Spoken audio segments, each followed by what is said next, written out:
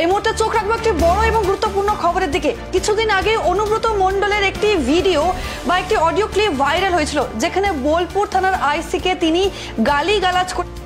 তারপর পুলিশ দুবার তলবের জন্য অনুব্রত মণ্ডলকে ডাকে, কিন্তু তিনি হাজিরা এড়িয়ে যান। অবশেষে শেষমেশ আজ তিনি হাজিরা দিতে পৌঁছান থানাতে। তিনি আজ পৌঁছান শান্তিনিকেতন থানাতে। তিনি আজ অনুব্রত মণ্ডল হাজিরা দিতে পৌঁছান অনুব্রত মণ্ডল।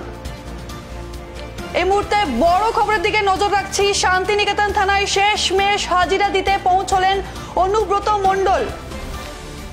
এর আগেও ওনাকে হাজিরার জন্য ডাকা হয়েছিল, কিন্তু তিনি দুবার হাজিরা এড়িয়েছিলেন। পুলিশের তলবে দুবার হাজিরা এড়িয়েছিলেন অনুব্রত মণ্ডল। শেষমেশ আজকে তিনি হাজিরা দিতে উপস্থিত হন শান্তিনিকেতন থানায়। কিছুদিন আগেই বোলপুরের আইসিকে গালিগালাজ করার একটি ভিডিও বা একটি অডিও ক্লিপ সোশ্যাল মিডিয়া ঝড়ের মতন ভাইরাল হচ্ছিল, এবং সেই কারণেই দুবার ডাকা হয়েছিল তলবের জন্য অনুব্রত মণ্ডলকে, কিন্তু তিনি দুবারই হাজিরা।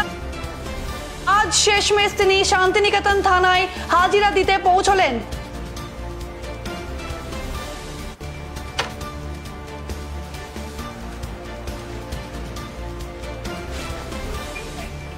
এই মুহূর্তে আমাদের প্রতিনিধি প্রসূন আমাদের সঙ্গে আছেন। আমরা আরো আপডেট নেব প্রসূনের কাছ থেকে। প্রসূন, এই মুহূর্তে কি জানতে পারা যাচ্ছে? তিনি ইতিমধ্যেই কিন্তু শান্তিনিকেতন থানাতে গিয়ে এই মোমেন্টে কি আপডেট পাচ্ছ তুমি? একেবারে দীপশিকা, তোমাকে প্রথমে বলে রাখি যে অডিও ভাইরাল হয়েছিল, যে অডিও কাণ্ডে এখন বঙ্গ রাজনীতিতে তোলপাড় ফেলেছে অনুব্রত মণ্ডল এবং বোলপুর আইসির সাথে যে কথোপকথন, সেই কথোপকথন লিক হওয়াতেই অনুব্রত বা বলতে পারো তৃণমূল একেবারে চাপে পড়ে গেছে। দুবার নোটিশ করা হয়েছিল অনুব্রত মণ্ডলকে, হাজিরা দিতে বলা হয়েছিল এসডিপি অফিসে, কিন্তু দুবারই গড় হাজির ছিলেন অনুব্রত।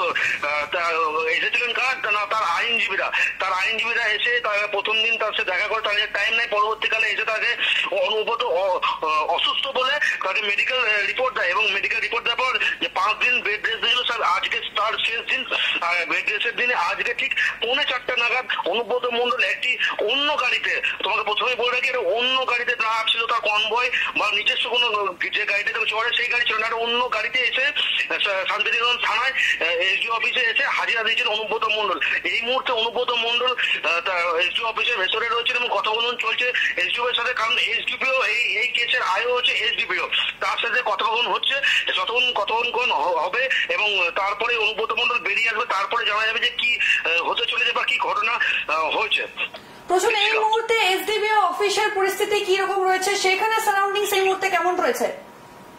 একেবারে দীপশিকা, তোমাকে প্রথমে দেখি কড়া নিরাপত্তা ঘিরে রয়েছে পুলিশ বাহিনীরা। তুমি ছবিতে দেখতেই পাচ্ছ যে চারিদিক থেকে পুলিশের ঘেরাও রয়েছে।